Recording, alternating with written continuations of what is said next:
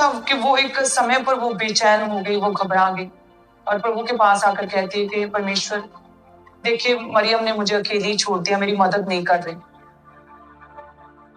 वो बेचैन हो गई, वो घबरा गई, उस समय पर विचलित हो गया उसका मन, वो चिंताग्रसित हो गई, वो परेशान हो गई, वो खिंच गई, वो फ्रस्ट्रेट हो गई।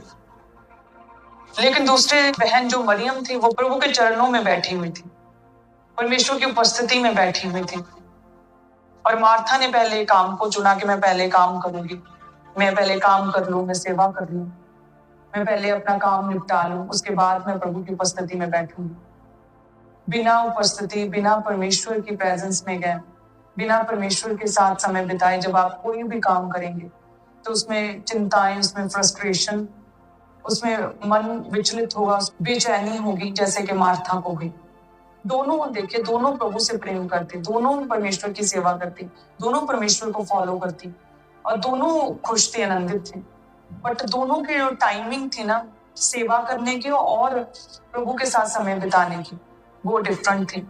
कि मरियम ने चुना कि मैं प्रभु के चरणों पर बैठूंगी और परमेश्वर की सेवा करूंगी। मरियम ने चुनाव किया कि मैं प्रभु के चरणों में बैठूंगी, प्रभु की उपस्थिति में पहले बैठूंगी, प्रभु के साथ अपना पर्सनल समय बिताऊंगी, प्रभु की शिक्षा को सुनूंगी, प्रभु के वचन को सुनूंगी, मैं परमेश्वर के पास बैठूंगी और उसके बाद मैं काम करूंगी, अपने काम में जाऊंगी। और मार्था ने पहले काम को चुना कि मैं पहले काम निपटा लूं, और वो कहते हैं घबरा गई, विचलित हो गई, बेचैन हो गई और प्रभु से कंप्लेंट करने लगी कि ये मेरी मदद क्यों नहीं कर रही, मुझे अकेली छोड़ दिया। और जब परमेश्वर ने जो उत्तर दिया, वो मार्था ने कभी भी, मुझे लगता है, नहीं सोचा होगा। जो परमेश्वर ने कहा, ये देखते हैं। प्रभु ने उसे उत्तर दिया 41 में कि मार्था, हे मार्था, तू बहुत बातों के लिए चिंता करती और घबराती है, परंतु एक बात आवश्यक है और उस उत्तम भाग को मरियम ने चुन लिया है, जो उसे छीना ना जाएगा। परमेश्वर कहते, तू बहुत चिंता करती, तू बहुत घबराती है, तू एक्स्ट्रा सोचती हो।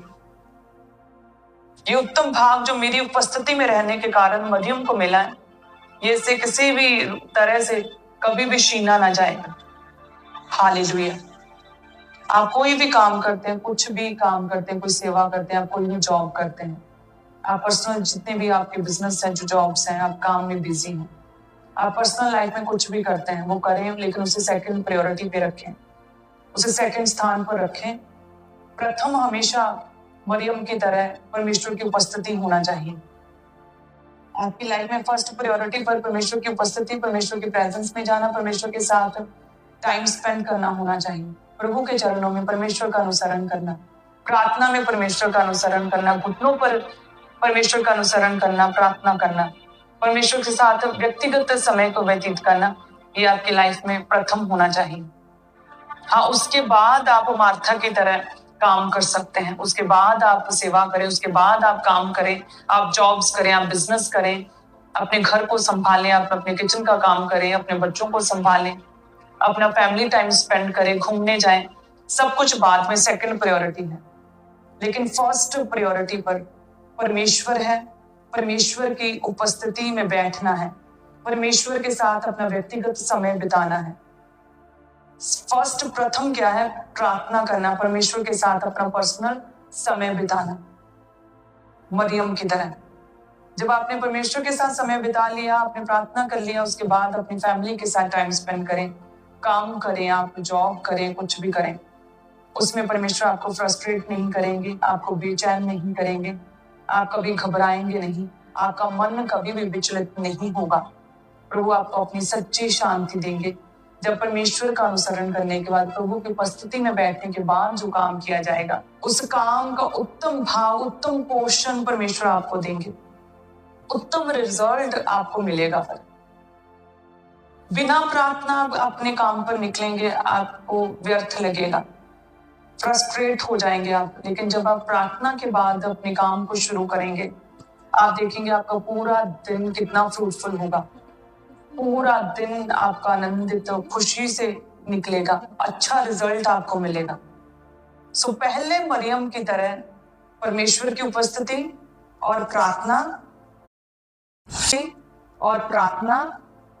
प्रभु के चरणों में बैठना, परमेश्वर के साथ पर्सनल टाइम स्पेंड करना, परमेश्वर का अनुसरण करना प्रभु की उपस्थिति में, और उसके बाद मार्था की तरह आप काम करें।